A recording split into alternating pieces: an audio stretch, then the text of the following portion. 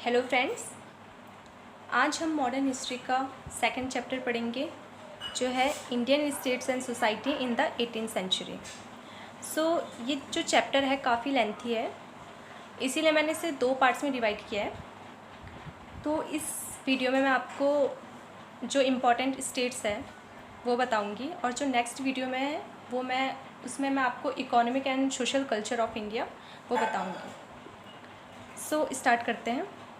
तो सबसे पहले मैं 18th सेंचुरी की बात कर रही हूँ, तो मैं बात कर रही हूँ टाइम पीरियड 1700 to 1800 के बीच के टाइम पीरियड की बात कर रही हूँ। इस टाइम पे क्या है, जो ब्रिटिशर्स थे वो इंडिया आ चुके थे और धीरे धीरे हर स्टेट्स में वो अपना कब्जा कर रहे थे। फिर इस टाइम पे कहीं कहीं कोई स्टेट्स में हमारे मुग़ल के अंडर में था और कोई क्या मराठा के अंडर में था।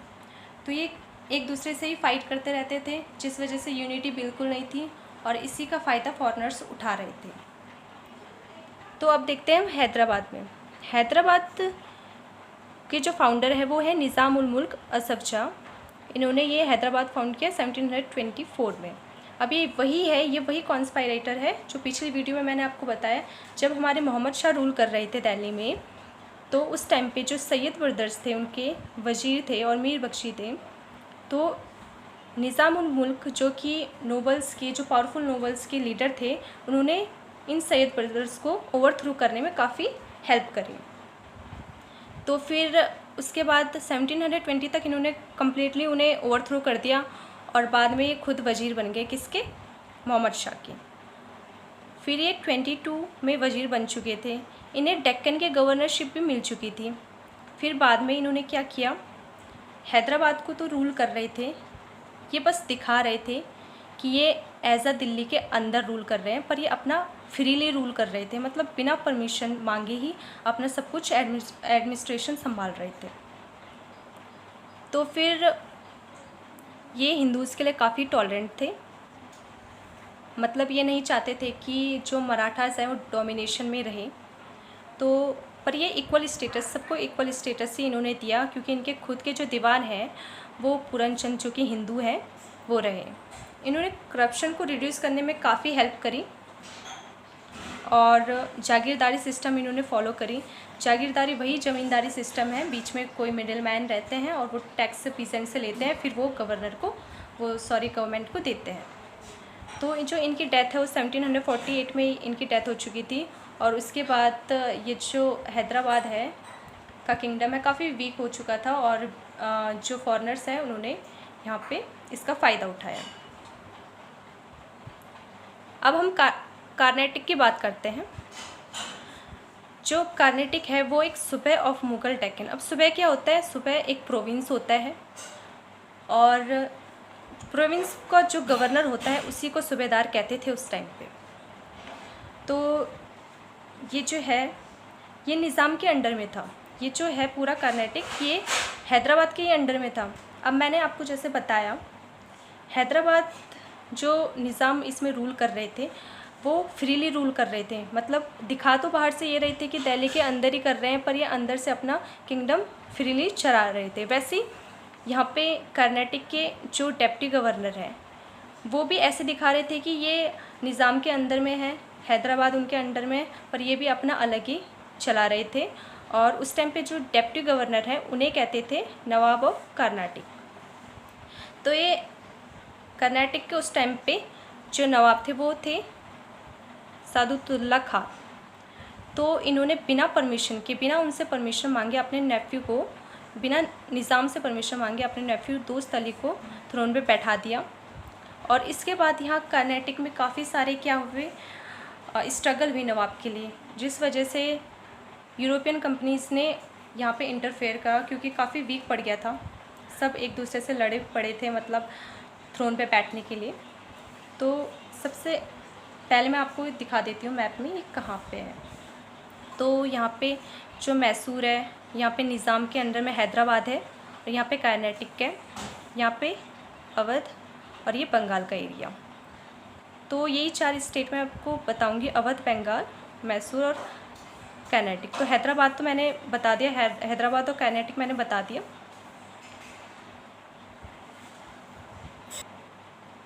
अब आते हैं हम बंगाल में। अब बंगाल का पहले हम स्ट्रक्चर देख लेते हैं किस किसने रूल किया। पहले हमारे मुर्शिद कुली खान ने 1700 मतलब 10 साल तक इन्होंने क्या है रूल किया। उसके बाद इनके सन इन लॉ आए शौजा-उद-दीन।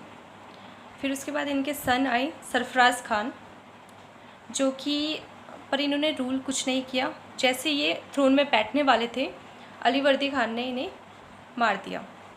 फिर अलीवर्दी खान आए, फिर जो इनके ग्रैंड सन है सिराजुद्दौला वो आए। ये जो अलीवर्दी खान है वो सिराजुद्दौला के मैटरनल ग्रैंडफादर थे। तो सिराजुद्दौला भी ज़्यादा टिके नहीं, क्योंकि उसके बाद से ईस्ट इंडिया कंपनी आ चुकी थी और इन्हें बिल्कुल डिफीट कर दिया था। अब देखते हैं मुर्शिद कुली खान। मुर्शिद कुली खान का जो पहला नाम था वो मोहम्मद हाथी था, बाद में इन्हें टाइटल मिला मुर्शिद कुली खान का। और ये काफ़ी ज़्यादा इन्हें टाइटल्स मिले और काफ़ी ज़्यादा इन्होंने मिनिस्ट्री संभाली। ये मतलब औरंगजेब के ही टाइम पीरियड से काम कर रहे थे। बंगाल के फाउंडर रहे और फर्स्ट नवाब ऑफ बंगाल। और 1698 में ये दीवान ऑफ हैदराबाद थे और 1700 में दीवान ऑफ बंगाल। तो काफ़ी ज़्यादा इन्होंने संभाला मिनिस्ट्री। और सबसे बड़ी बात, उस टाइम पे जो इन्होंने जागीर लैंड्स मतलब जो ज़मींदारी लैंड्स थे, मतलब ज़मींदार रखते थे उस टाइम पे, उसे रिप्लेस करके इन्होंने खलीसा सिस्टम अपनाया, खलीसा लैंड्स अपनाया। इसमें क्या होता था, खलीसा जागीर में क्या है कि बीच में आपके ज़मींदार रहेंगे, वही टैक्स कलेक्ट करके फिर गवर्नमेंट को देंगे। खलीसा में ऐसा नहीं है। खलीसा में जो डायरेक्ट जो टैक्स है वो डायरेक्ट गवर्नमेंट को चले जाएगा, बीच में कोई भी ज़मींदार नहीं रहेगा। तो इससे काफ़ी जो करप्शन होता था वो बचा। अब इन्होंने जो सिस्टम और रेवेन्यू फार्मिंग है वो चलाया। बीच में इन्होंने रेवेन्यू फार्मिंग का एक डिपार्टमेंट ही बना दिया और इस वजह से क्या है, मतलब डायरेक्टली वो देखते थे, डायरेक्टली वो टैक्स कलेक्ट करते थे, जिससे करप्शन बिल्कुल ख़त्म हो गया। और ये जो पीजेंट्स हैं उन्हें लोन भी प्रोवाइड करते थे। ये ज़मींदार के लिए काफ़ी क्रूअल थे, जो कि करप्टेड ज़मींदार थे उनके लिए। और ये इक्वल स्टेटस रखते थे, हिंदूज़ हो चाहे मुस्लिम हो, वो सबको क्या हर टाइप का रैंक प्रोवाइड करते थे। अब देखो जितने भी ये जो बंगाल में नवाब रहे हैं, काफ़ी मतलब इन्होंने काफ़ी ब्रेव थे और काफ़ी इंटेलिजेंट थे, अच्छे से इन्होंने संभाला। और इन्होंने जो थानास एंड चौकीज़ बीच में बनाई ताकि ट्रेड में इजी हो और लूटपाट बिल्कुल भी ना हो। तो इन्होंने जो फॉरेन ट्रेड है उसे भी रोक के रखा। जो ईस्ट इंडिया कंपनी ट्रेड करने आई थी तो वो कंट्रोल कर रहे थे। यहाँ तक कि अलीवर्दी खान जो है उन्होंने तो बिल्कुल ही मना कर दिया था, जो ईस्ट इंडिया कंपनी है उन्हें मना कर दिया था फोर्टिफिकेशन के लिए, पर बाद में उन्होंने एक्सेप्ट कर दिया था उनकी डिमांड। और फिर इन्होंने जो ईस्ट इंडिया कंपनी है उसे मतलब इग्नोर ही कर दिया। उन्होंने सोचा कोई डर ही नहीं है इनसे। बट बाद में क्या हुआ, उन्होंने मिलिट्री भी अपनी कमी रखी, क्योंकि उन्हें पता नहीं था कि आगे खतरा आने वाला है। तो मुर्शिद कुली के टाइम पे उन पे 2000 जो घुड़सेना थी और 4000 पैदल सेना थी। बस इतनी कम सेना उन्होंने रखी हुई थी, क्योंकि उन्हें पता नहीं था कि ईस्ट इंडिया कंपनी क्या करने वाली है। तो अलीवर्दी खान ने काफ़ी क्या है मराठास के साथ भी फाइट करी और बाद में उन्हें हार करके उड़ीसा का लार्ज पार्ट भी दे दिया। इन 1757 में बैटल ऑफ प्लासी हुई, जिसमें जो हमारे बंगाल के लास्ट नवाब थे सिराजुद्दौला, वो फॉरेनर से हार चुके थे, ब्रिटिशर से हार चुके थे। और इसी के बाद जो बंगाल में जो ब्रिटिशर्स का है उनका दबदबा स्टार्ट हो गया। अब हम आते हैं अवध में। अवध की क्या कंडीशन थी। अवध के जो फाउंडर है वो मोहम्मद अमीन है। ये मोहम्मद अमीन एक कॉन्स्पायरेटर थे उस टाइम पे जब हमारा मोहम्मद शाह रूल कर रहे थे, और इन्होंने भी सैयद ब्रदर्स को ओवरथ्रो करने में मदद करी थी। तो इसी वजह से इनको जो टाइटल सादत खान का टाइटल इन्हें मोहम्मद शाह ने ही दिया। बाद में ये अकबराबाद के भी गवर्नर रहे और वहाँ से इन्हें बुरहान उल मुल्क का टाइटल भी मिला। तो काफ़ी एनर्जेटिक थे, काफ़ी इंटेलिजेंट भी थे, आयरन बिल्ड थे, डिटरमाइंड पर्सन थे बिल्कुल। और इन्होंने इजराह सिस्टम भी स्टार्ट किया। इजराह सिस्टम में क्या होता था कि बीच में ये कॉन्ट्रैक्टर लगा देते थे और वो चेक करते रहते थे कि कोई करप्शन तो नहीं है, ज़मींदार कोई करप्शन तो नहीं कर रहे। तो इस वजह से इन्होंने मतलब करप्शन को काफ़ी रोका। इन्होंने फ्रेश रेवेन्यू सिस्टम स्टार्ट किया 1723 में। इसमें क्या होता था कि जो पीसेंट्स है वो लैंड के अकॉर्डिंग जो टैक्स है फिक्स टैक्स देते थे। इस वजह से पीसेंट्स में कोई प्रेशर नहीं था और ये भी बाइस्ड नहीं थे, मतलब इक्वली ट्रीट किया इन्होंने सबको। और इन्होंने जागीर सिस्टम को कंटिन्यू करा। जागीर मतलब एज अ ज़मींदारी सिस्टम ही कंटिन्यू करा। और इनकी डेथ हो गई 1739 में।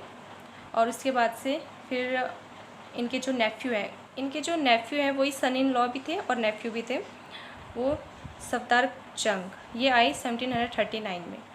और 1748 में इन्होंने सफदर जंग ने अपने वजीर को पूरा इलाहाबाद का एक प्रोविंस प्रोवाइड कर दिया।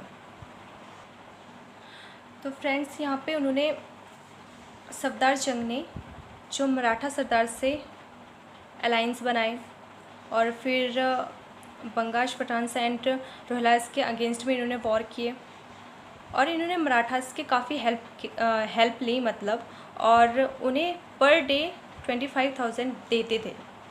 और यहाँ पे जट्स की भी उन्होंने हेल्प ली और उन्हें देते थे 15,000 पर डे देते थे। उन्होंने इस टाइप से हेल्प ली ताकि जो इंटरनल जो रेबल्स हैं उनके अगेंस्ट में वो ना हो पाए। और इन्होंने पेशवा के साथ भी एग्रीमेंट किया इन 1752। पेशवा दोस्तों उस टाइम पे जो बालाजी बाजीराव है, मराठे के जो रूलर होते थे उन्हें पेशवा बोलते थे। तो 1752 में इन्होंने उनके साथ भी एग्रीमेंट किया ताकि जो अहमद शाह अब्दाली के टाइम पे जब उन्होंने इन्वेड किया था इंडिया में, ताकि वो उनके अगेंस्ट भी लड़ सकें और इंटरनल रेबल से भी बच सकें। तो पेशवा को भी इन्होंने क्या किया, 50 लाख रुपीज़ दिए और चौथ भी प्रोवाइड करी, पंजाब सिंध और अदर डिस्ट्रिक्ट्स की चौथ भी प्रोवाइड करी और उन्हें गवर्नर बना दिया अजमेर और आगरा का। और यहाँ पे ये भी सबके लिए इक्वल थे, सबको इक्वली ट्रीट करते थे। और यहाँ पे इनके टाइम पे इन्होंने काफ़ी इकोनॉमिक एंड सोशल कल्चर को ग्रो करने में काफ़ी हेल्प करी। और इनके डेथ के बाद से तो आर्ट्स और लिटरेचर के फील्ड में जो अवध है वो काफ़ी आगे गया और सेंटर ऑफ हैंडीक्राफ्ट्स बन गया अवध। और ये काफ़ी सिंपल लिविंग मैन थे और इनकी जो डेथ है वो हो गई 1754 में। इसके बाद से जो ब्रिटिशर्स हैं वो आ गए फिर कैप्चर करने। अब हम पढ़ते हैं मैसूर। मैसूर के जो फाउंडर थे वो है हैदर अली। अब फ्रेंड्स इनके जो पहले जो रूलर थे वो थे नंजराज। उस टाइम पे काफ़ी वीक पड़ गया था, जो साउथ का, ये साउथ में है ना मैसूर, तो काफ़ी वीक पड़ गया था, फॉरेनर्स आ रहे थे, अटैक हो रहे थे, तो इसीलिए ये उतना स्ट्रॉन्ग नहीं था। इसीलिए जो हैदर अली आए और इन्होंने पूरा जो किंगडम है वो संभाला। हैदर अली इलिटरेट पर्सन थे पर बहुत ही ज़्यादा इंटेलिजेंट थे और सब कुछ उन्हें पता था कैसे एडमिनिस्ट्रेशन को चलाना है, सब कुछ समझते थे। इन्होंने बिदनूर, सुंदा, सेरा, कैनरा, मालबार सबको कॉन्क्वेयर किया और वही मुग़ल रेवेन्यू सिस्टम अपनाया, जागीरदारी सिस्टम। और 1769 में फर्स्ट एंग्लो मैसूर वॉर जब स्टार्ट हो चुकी थी 1767 to 69 के बीच में, तो इन्होंने ब्रिटिशर्स को भी हराया और इनकी डेथ 1782 में हो चुकी थी। तो उनकी जो डेथ 1782 में हुई उस टाइम पे सेकंड एंग्लो मैसूर वॉर चल रहा था 1782 to 84। तो उनकी डेथ के बाद उनके जो बेटे हैं टीपू सुल्तान, उन्होंने एडमिनिस्ट्रेशन संभाला और सेकेंड वॉर में इन्होंने ब्रिटिशर्स को हरा दिया, इन्होंने भी हरा दिया। पर जो इनका बिहेवियर था टीपू सुल्तान का, ये तो काफ़ी ब्रेव थे, ये भी काफ़ी अपने पिताजी जैसे ही थे, और पर ये मॉडर्न बिहेवियर इनका था। ये जो है वॉर में यूरोपियन टैक्टिक्स अपनाते थे, जो इनके पिता हैं वो भी यूरोपियन टैक्टिक्स अपनाते थे क्योंकि जो इन्हें सपोर्ट था फ्रेंच रेवोल्यूशनरीज़ का। सो ये काफ़ी मॉडर्न थे। और जो इनके टाइम पे दोस्तों जो पीजेंट्स थे वो मतलब ये अपने एग्रीकल्चर पे काफ़ी अच्छे से चलाते थे। और इवन जब यहाँ पे ब्रिटिशर्स आए तो खुद चौंक गए थे, क्योंकि यहाँ का सिस्टम काफ़ी डेवलप्ड था एज़ कम्पेयर टू जो हमारे अदर स्टेट्स थे उस टाइम पे इंडिया में, उनसे काफ़ी डेवलप्ड था। तो यहाँ पे जो उन्होंने न्यू कॉइनेज सिस्टम भी स्टार्ट करा, मतलब हर चीज़ को नई तरह से स्टार्ट किया, न्यू स्केल्स ऑफ इट्स इस्तेमाल करें। और यहाँ पे ये इन्हें पढ़ने का काफ़ी शौक़ था, तो रिलीजियस हिस्ट्री, मिलिट्री साइंस, इस टाइप की ये बुक्स पढ़ते थे। और इन्हें फ्रेंच रेवोल्यूशन में भी काफ़ी ज़्यादा इंटरेस्ट था। और दोस्तों उस टाइम पे फ्रेंच रेवोल्यूशनरीज़ की मदद से इन्होंने क्या किया, ये जाकोबिन क्लब के मेंबर भी बन गए। जाकोबिन क्लब सिंपली क्या है कि एक जो रेवोल्यूशनरीज़ का ग्रुप था, तो ये काफ़ी मानते नहीं थे, जो भी गवर्नमेंट की पॉलिसीज़ है उसके अगेंस्ट में थे, और simple living as a behave ये रखते थे। तो इन्होंने tree of liberty as Srirangapatnam में प्लांट किया, ये मतलब ये शो करने के लिए कि ये हम काफ़ी सिंपल लिविंग, और मैं ऐसा मेंबर हूँ जाकोबिन क्लब का। तो इन्होंने जो रेवेन्यू सिस्टम है काफ़ी अच्छे से संभाला। इस टाइम पे क्या है, जो मैंने ये तो बता ही दिया आपको, यूरोपियन जो इन्होंने टैक्टिक्स अपनाई, और शिप्स को भी मॉडर्न वे में इन्होंने मतलब ग्रो किया, और मॉडर्न ट्रेड भी हुआ और इंडस्ट्रियलाइजेशन भी हुआ। तो ये ट्रेड में ये जानते थे कि मॉडर्न ट्रेड करना है, तो इस वजह से ये यहाँ से एम्बेसीज भेजते थे फॉरेन में। तो इन्होंने इनके टाइम पे ट्रेड भी काफ़ी अच्छा था। थर्ड एंग्लो मैसूर वॉर हुई स्टार्ट 1792। तो इस टाइम पे टीपू सुल्तान जो है हार गए। और फोर्थ एंग्लो मैसूर वॉर जब स्टार्ट हुई 1798 to 99, इस टाइम पे ये ड्यूरिंग द वॉर ही हार चुके थे और मारे गए। तो पर ये काफ़ी ब्रेव थे और काफ़ी अच्छे से इन्होंने संभाला। इनके टाइम पीरियड तक ब्रिटिशर्स की हिम्मत नहीं होती थी कि वो कुछ करने की सोचे। तो ये थे आज ये कुछ इम्पॉर्टेंट स्टेट्स थे।